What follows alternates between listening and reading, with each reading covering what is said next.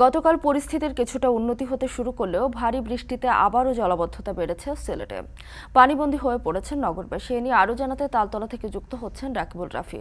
রাফি, শহরের কোন কোন এলাকায় জলাবদ্ধতা বেড়েছে এবং নগরের বাইরের অবস্থা কি দেখছেন?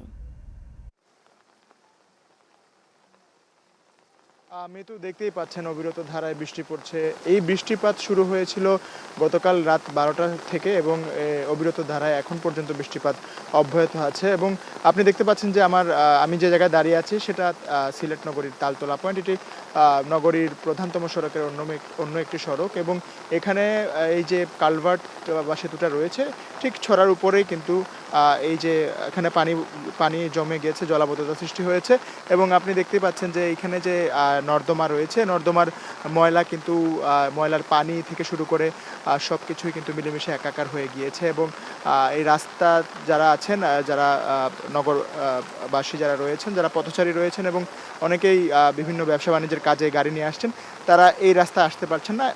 বাম দিক দিয়ে রাস্তার বন্ধ করে দিয়েছে এবং এখন পর্যন্ত নগরবাসী দারুণ ভোগান্তিতেই রয়েছে বলা চলে। এবং এছাড়াও এই তালতলা ছাড়াও কিন্তু নগরীর তোপখানা, কাজলশাহ, কানিশাইল, উপশহরের E block, C block, D block এবং এছাড়াও 13 রতন এলাকা থেকে শুরু করে নদীর যে আশেপাশে যে অঞ্চলগুলো বা এলাকাগুলো রয়েছে সেগুলো বলাই চলে যে প্লাবিত হয়েছে। এবং নগরীর বাইরে যদি বলি, কিছুটা উন্নতি হয়েছিল গোয়াইনঘাট, কোম্পানিগঞ্জ, কানাইঘাট, জকিগঞ্জ এবং জৈন্তাপুরের যে চিত্রটি সেটি বেশ কিছুটা উন্নতি হয়েছিল। এবং নতুন করে আবার বিয়ানীবাজার এবং গোলাপগঞ্জে নতুন করে পানি বৃদ্ধি পেয়েছে।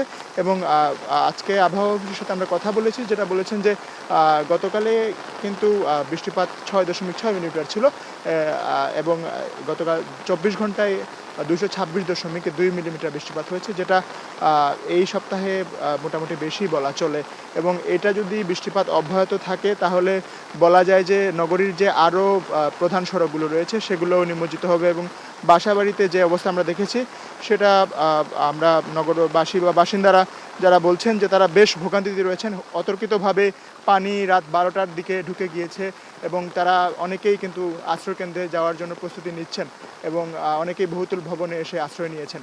তো এই ছিল আমার কাছে সিলেট নগরীর যে জলাবদ্ধতা এবং বন্যা পরিস্থিতি সর্বশেষ খবরাখবর। পরবর্তীতে আমরা আরও তথ্য জানিয়ে দেবো আপনাকে। মৃত্যু। সিলেট থেকে জলাবদ্ধতার খবর জানাতে যুক্ত হয়েছিলেন রাকিবুল রাফি।